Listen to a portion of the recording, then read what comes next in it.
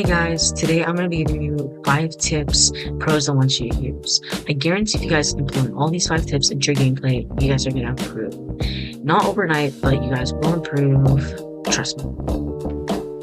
Okay guys, so tip number 1 of everything is actually going to be a left hand fake peek. So most players know that right hand peek gives you the advantage.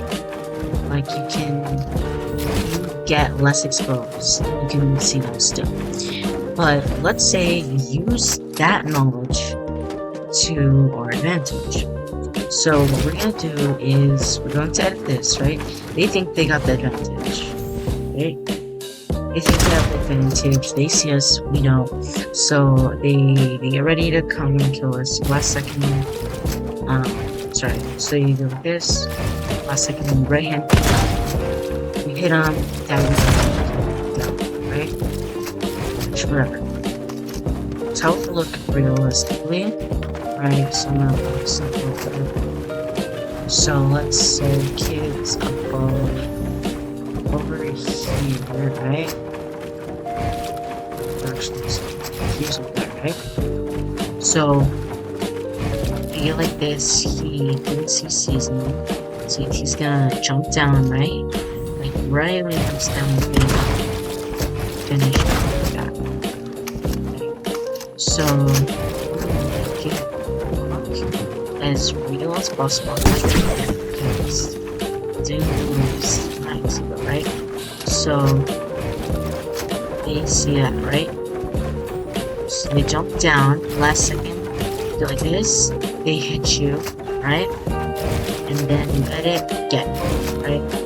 That's basically how the left hand fake peek works.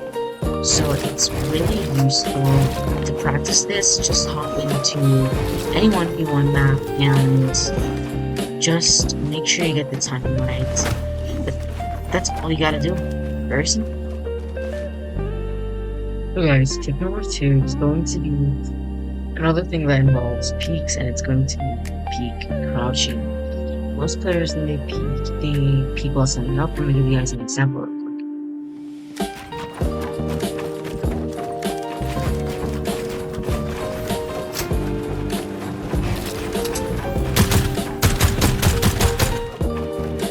Most players peek like this, right? Most players, they peek like this. Or you guys get the gist of it, right? When you peek, you want to make sure you're crouched. Now I'll teach you guys how you should do it and how you should. So we're gonna start with how you should do it.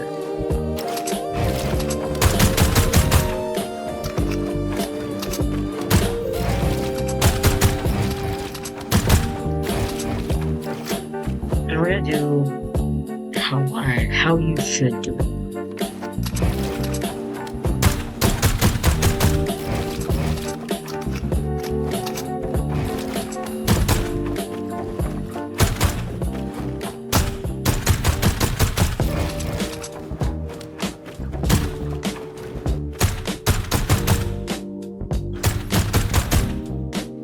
So this way, the opponent's gonna have a very, very hard time trying to shoot you. So you're basically gonna have a head glitch. They can still shoot you, but it's gonna be extremely, extremely hard compared to the one while setting up, because there your whole body's exposed. This one's on your head. So if they do hit you, they're not gonna be able to connect most of the shots. So that's tip number 2. Let's move on to number 3. Okay guys, so it's tip number 3. Number 3 is, in my opinion, gonna be one of the crucial stuff when it comes to any ranked game / tournament. It's going to be rotation and drop spots. And this tip's been really helping you with your drop spot, and whenever, let's say, first interaction is gonna help you a lot. So your main drop spot gets contested and you don't trust your fighters whatsoever. So what would you do? Most players would just land somewhere they don't know, and get back through and how it goes. They don't know how the rotation usually goes from there. It's not going to be, it's going to have be a very bad end to mid game. And if you have a bad mid and early, sorry, let's say mid to end game.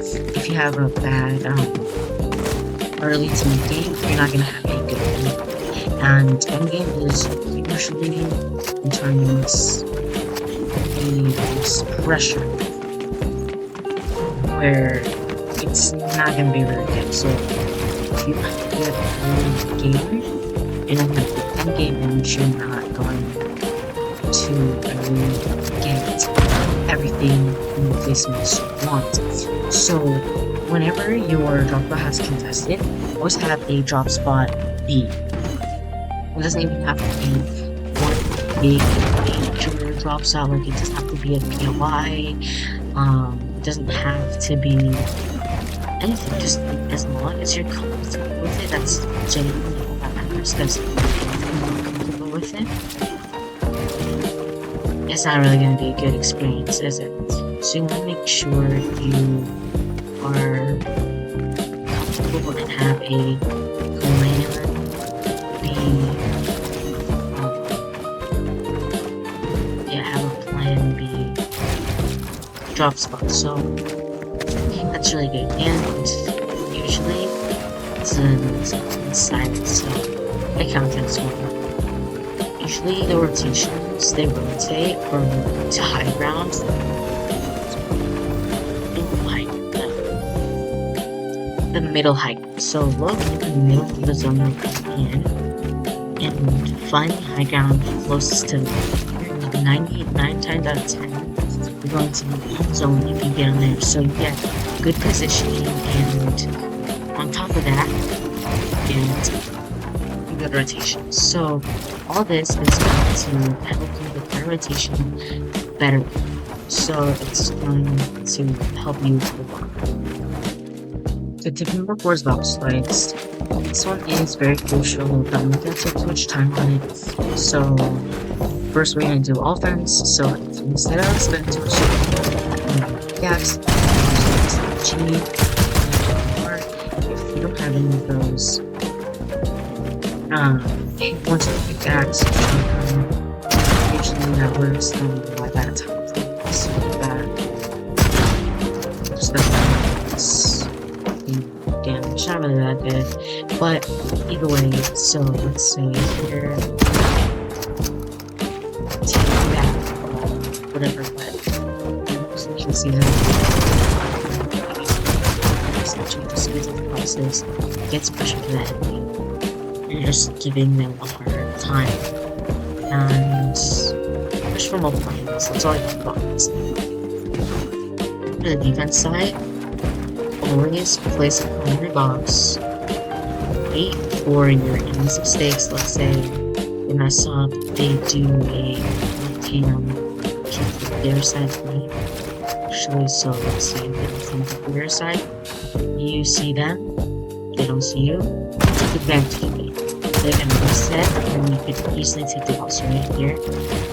Take that wall, once they reset, take it, and then you can do switch off. And then also try and stay behind your box. Edit your code to make sure they can't see you, and always make sure your edits are unprotected. That's for both offense and defense side. So that's all that box fights. This one is a very short one, but very crucial. So our final tip is going to involve settings. Make sure your settings are optimal, and what I mean by that, make sure they work for you. If they don't work for you, you're gonna have a hard time competing your best. So make sure your sense is exactly how you need it.